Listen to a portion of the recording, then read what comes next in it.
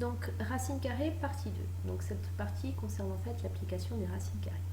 Donc, la première application est la simplification des radicaux.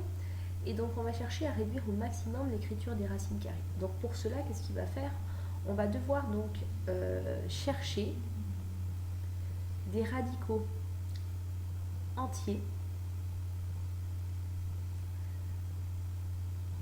les plus petits possibles. Et donc, on va être obligé de décomposer en produit de facteurs. Donc, on décompose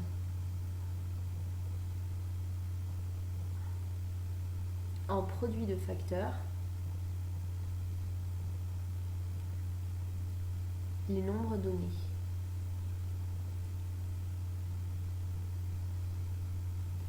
De manière à avoir, donc de manière à faire apparaître des carrés parfaits. Donc, pour bien vous faire comprendre, je vais vous donner un petit exemple. Partons avec un exemple tout simple. Donc, commençons avec racine de 8, par exemple. Donc, je sais que dans la table de multiplication, 8 est égal à 4 fois 2. Ce qui m'arrange bien parce que je sais que 4 est un carré parfait. Donc, d'après la règle vue dans la première partie, je sais que racine de a fois b est égal à racine de a fois racine de b. Donc, je vais dire racine de 4 fois 2 est égal à racine de 4 fois racine de 2. Or, je sais que la racine de 4 est égale à 2. Donc, je vais avoir 2 fois racine de 2. Et donc, l'avantage, c'est qu'on peut enlever le signe multiplié. Donc, ça fait 2 racines de 2.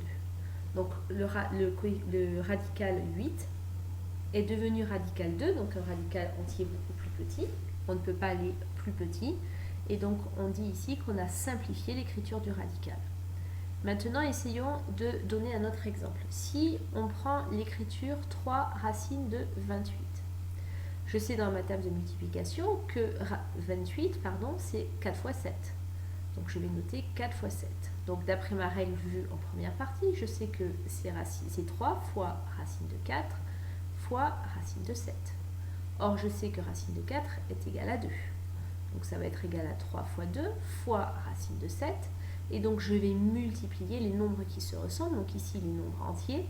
Donc, ce qui fait 6 fois racine de 7. Et comme précédemment, je peux enlever le multiplier. Donc, ça fera 6 racine de 7. Donc, vous voyez qu'ici, j'ai encore simplifié les radicaux de manière à avoir un radical ici le plus petit possible. Donc, voici une première application des racines carrées.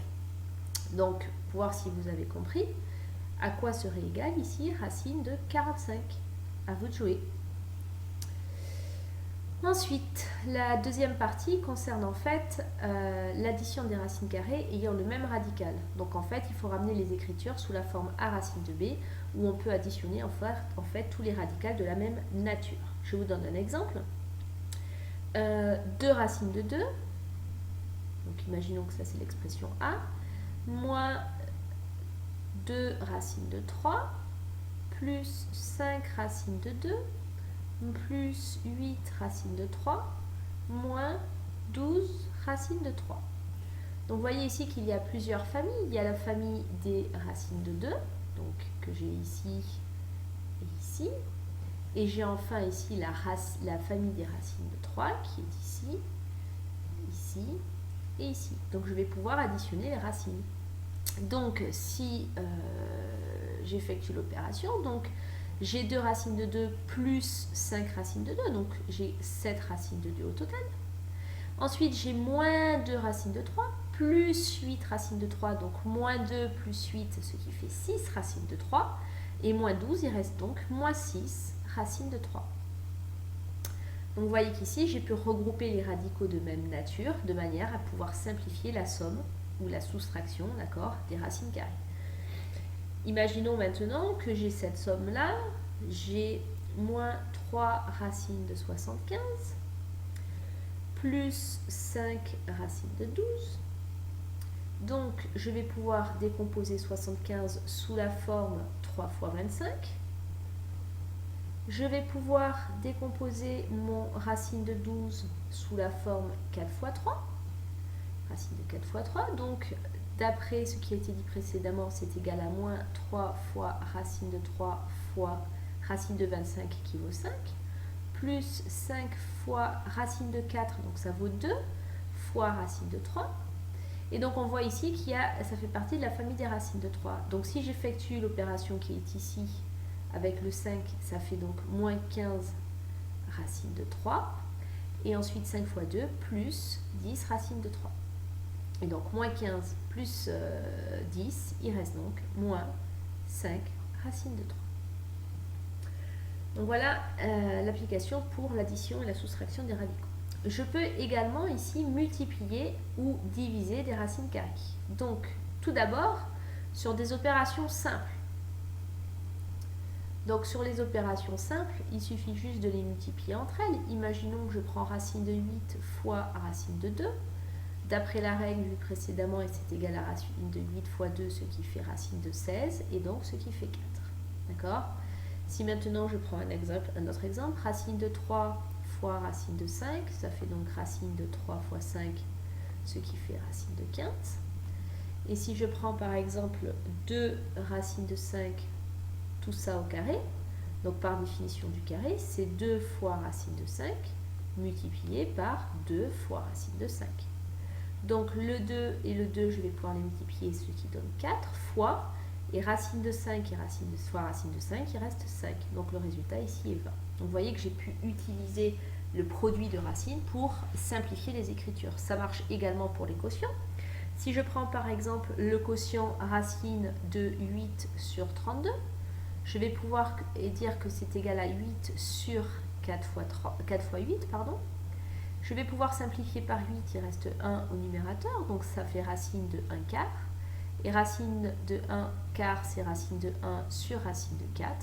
Racine de 1, c'est 1. Racine de 4 est égale à 2. Donc racine de 8 sur 32e est égale à 1 demi. Ça marche également sur cet exemple-là que je vous laisse faire. Donc si j'ai par exemple 3 racines de 480 sur 5 racines de 120, donc je vais le faire avec vous, ça sera peut-être plus simple. Donc je vais dire que c'est 3 fois racine de 120 fois 4 sur 5 fois racine de 120. Donc par définition, je sais que c'est 3 fois racine de 120 fois racine de 4 sur 5 fois racine de 120. Donc je vais pouvoir ici simplifier par racine de 120. La racine de 4 ici est égale à 2, donc ça, en haut, ça va faire 3 fois 2 sur 5, et il restera donc 6 cinquièmes. Voilà. Après, je peux avoir besoin de diviser des racines carrées, donc, ou les distribuer. Donc si maintenant je m'intéresse à la distributivité, qu'est-ce qui va se passer? Donc si par exemple j'ai 2 racines de 3 moins 5 racines de 2, tout ça fois racine de 4, je vais dire que c'est racine de 2 racines de 3 fois racine de 4, moins 5 racines de 2 fois racine de 4. Et donc ça va donner 2 racines de 4 fois 3 égale 12, moins 5 racines de 4 fois 2, ça fait 8. Voilà pour l'exemple des quotients, de la distributivité, excusez-moi. Donc ensuite, on va s'intéresser donc à une autre application des racines carrées, c'est-à-dire la suppression des radicaux au dénominateur.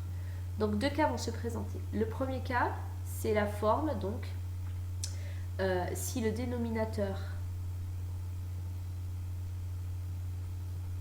de la fraction a une racine. Alors, qu'est-ce que je vais faire? Je donne un exemple. Imaginons que j'ai 3 racines de 7.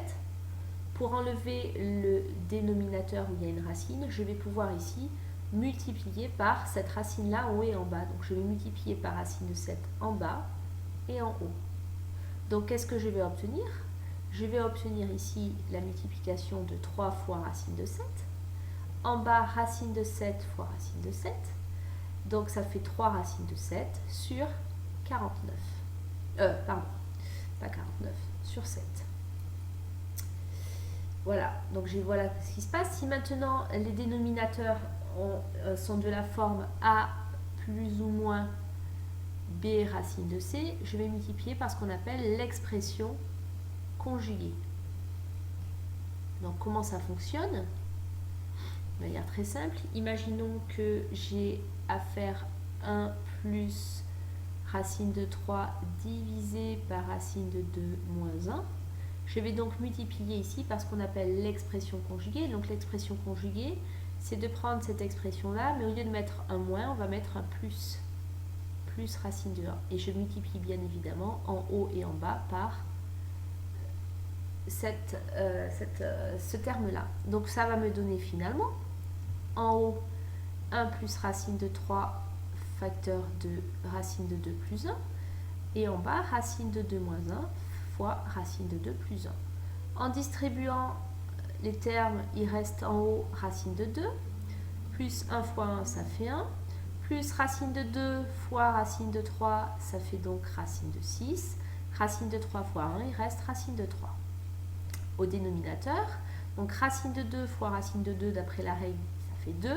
Racine de 2 fois plus 1, ça fait donc plus racine de 2. Moins 1 fois racine de 2, moins racine de 2. Moins 1 fois 1, moins 1. Donc l'avantage, c'est qu'ici, les racines vont se simplifier.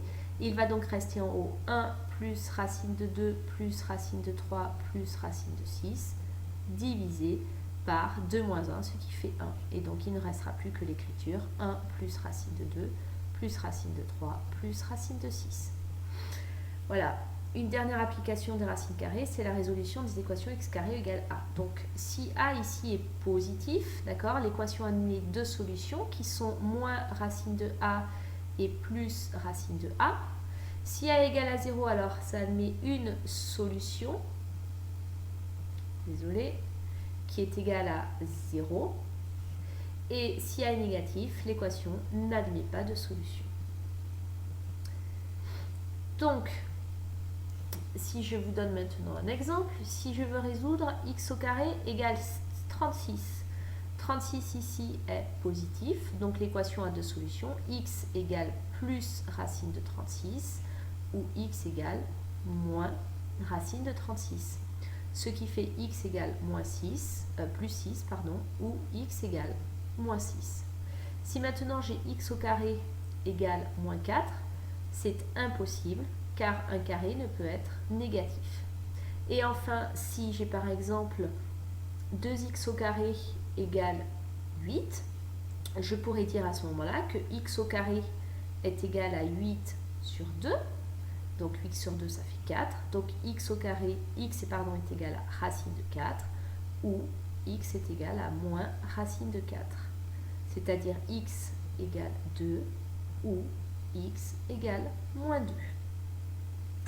Donc voilà ce qu'il en est pour les racines. Et si je vous donne un dernier exemple, si par exemple je vous donne 9x au carré égale 36, je vais avoir donc x au carré égale 36 divisé par 9, ça fait 4. Donc x égale, on peut aussi noter plus ou moins racine de 4, c'est-à-dire que x est égal à plus ou moins racine 2, pas racine de 2. Donc dans ce chapitre, vous devez être capable de calculer la racine carrée d'un nombre. Vous devez être également capable, de savoir qu'un nombre négatif, la racine n'existe pas. Vous devez connaître les règles relatives au produit et au quotient des racines carrées. Savoir que racine de a plus b est différente de racine de a plus racine de b. Résoudre une équation de la forme x au carré égale a. Et utiliser les règles de calcul sur les racines carrées pour résoudre un problème posé. Je vous souhaite bonne lecture.